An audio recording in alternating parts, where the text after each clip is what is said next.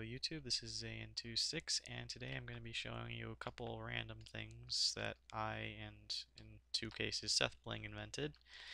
This is not one of them, by the way.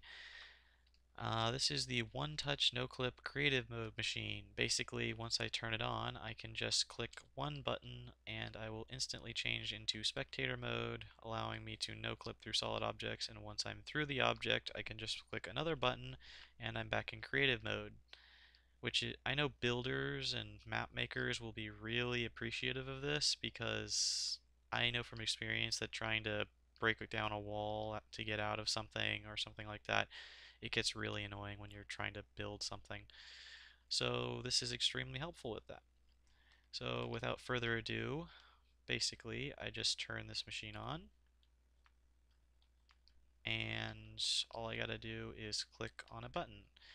And the way this works is I use an inventory slot, in this case the first inventory slot and the last inventory slot, and now I'm in Noclip. All I did to get this to work was change my little baby zombies. I just changed whatever item I had selected in my hotbar. So if I press 1, I select the diamond sword, which is the first item in my hotbar, and because that's what's in the command blocks, I go back to creative mode. And I press 9, which is the last item, I go immediately into spectator mode. So this is basically what I use it for. I'm in a cave somewhere deep underground. There's an invisible spider. That's concerning. This is concerning. I don't know what this is. Ooh, that's interesting. Bug, I think, maybe. Okay, this is the new highlight of my video.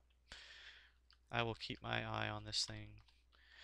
Okay, so basically, as I was saying, this is what I use what I would use this for. I'm in a cave, I'm going, dang it, I want to get out.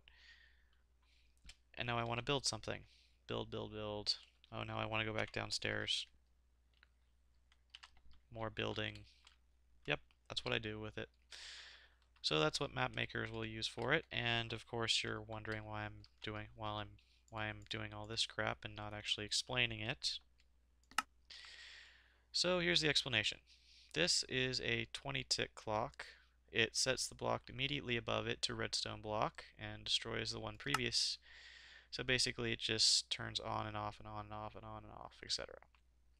Next thing it does, test for a player with their selected item slot 8, which is actually 9. Zero-based indexing and programming says this is 0, this is 1, 2, 3, 4, blah blah blah, 8 instead of 9. And then just change their game mode to 3. Same thing goes over here.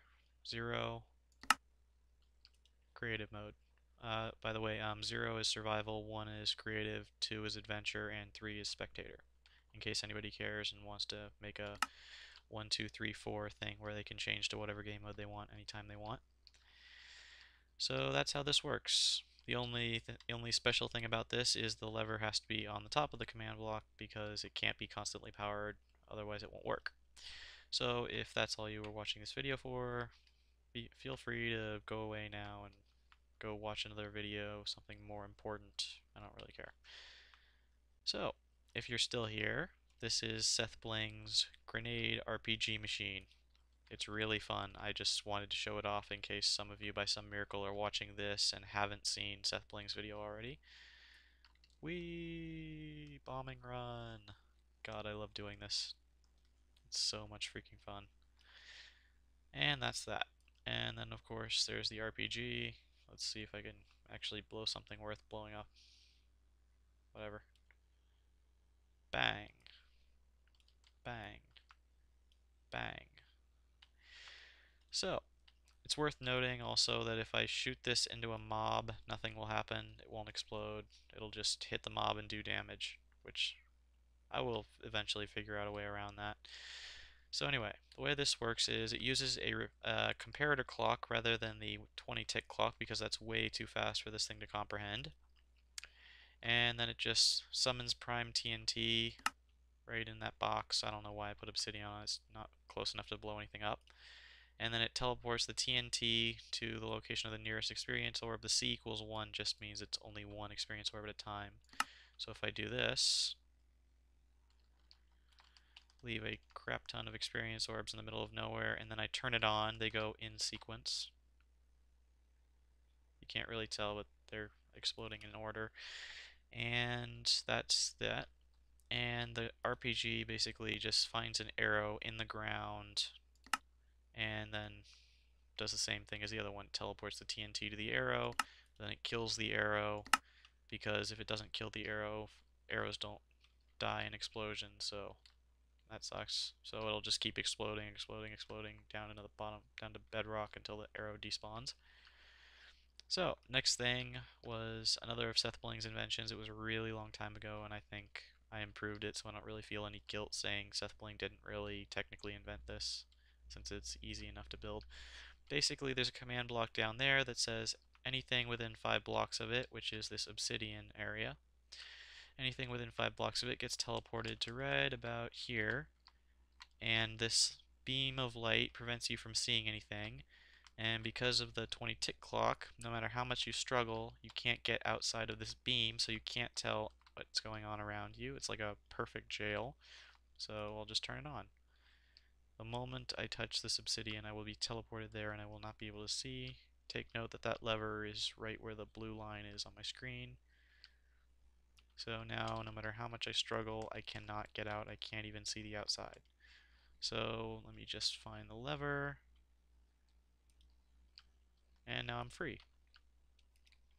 And the reason that worked, by the way, is because it's constantly powering the command block rather than flickering it on and off, which is what this does. You can't really see it, but it's flickering on and off. So when I flip that switch, it stops. So yeah, that's easy enough to figure out.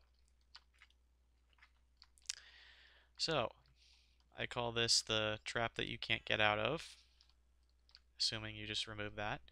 And then this is that other trap that you can't get out of. And it basically just uses the barrier blocks. Nothing impressive here, it's just barrier blocks. Yeah. In case you're somehow miraculously watching this and you don't know what a barrier block is, basically it's just a bunch of blocks that you can't pass through. You can put floating redstone on them.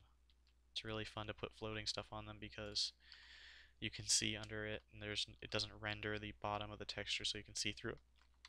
It's the same concept that lets you see through solid things in Noclip because it doesn't render the inside from the inside of a block.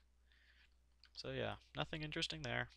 Just a little inescapable trap, just teleports you into a box that you can't see or get out of. If you're in adventure mode, you can't even see the outline of the block, so you don't even know what's keeping you there. You could be teleporting there for all you know, like this thing. So that's about it. And I just want to briefly apologize for not making a video in like 380 days because I had college stuff. I'm a freshman in college right now, so I had to deal with a bunch of stuff. So that's that. I just wanted to throw it out there that I'm basically just bored out of my mind. So if my 12 subscribers have any suggestions, I'll be happy to try them out. So yeah, that's about it. See you guys later. Bye.